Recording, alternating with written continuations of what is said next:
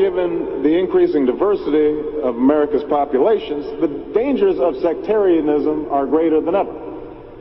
Whatever we once were, we are no longer a Christian nation, at least not just. We are also a Jewish nation, a Muslim nation, and a Buddhist nation, and a Hindu nation, and a nation of non-believers. And even if we did have only Christians in our midst, if we expelled every non-Christian from the United States of America, whose Christianity would we teach in the schools? Would it be James Dobson's or Al Sharpton's? Which passages of Scripture should guide our public policy? Should we go with Leviticus, which suggests slavery is okay, and that eating shellfish is an abomination? Or we could go with Deuteronomy, which suggests stoning your child if he strays from the faith? Or should we just stick to the Sermon on the Mount, a passage that is so radical that it's doubtful that our own Defense Department would survive its application? So before we get carried away, let's read our Bibles now.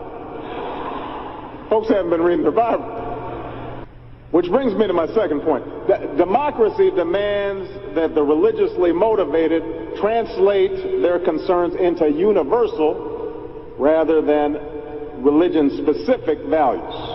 What do I mean by this? It requires that their proposals be subject to argument and amenable to reason.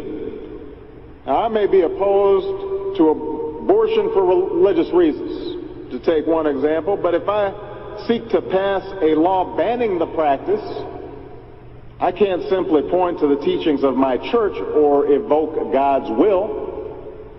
I have to explain why abortion violates some principle that is accessible to people of all faiths, including those with no faith at all. Now, this is going to be difficult for some who believe in the inerrancy of the Bible, as many evangelicals do. But in a pluralistic society, we have no choice. Politics depends on our ability to persuade each other of common aims based on a common reality. It involves compromise, the art of what's possible. And at some fundamental level, religion doesn't allow for compromise. It's the art of the impossible. If God's spoken, then followers are expected to live up to God's edicts, regardless of the consequences.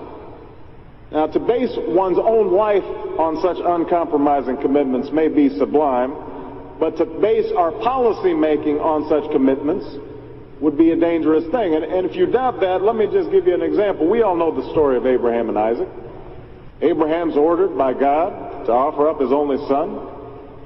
Without argument, he takes Isaac up to the mountaintop, he binds them to the altar, raises his knife, prepares to act as God commanded. Now, we know things worked out. You know, God sends down an angel to intercede at the very last minute. Abraham passes God's test of devotion. But it's fair to say that if any of us leaving this church saw Abraham on the roof of a building raising his knife, we would at the very least call the police and expect the Department of Children and Family Services to take Isaac away from Abraham. We would do so because we don't hear what Abraham hears. We don't see what Abraham sees. And so the best we can do is act in accordance with those things that we all see and that we all hear, be it common laws or basic reason.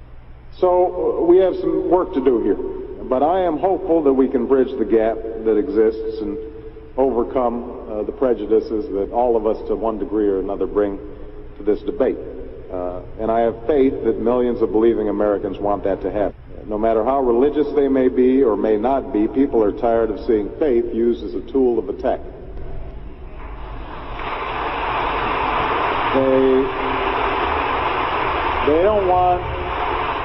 They don't want faith used to belittle or to divide, because in the end, that's not how they think about faith in their own lives.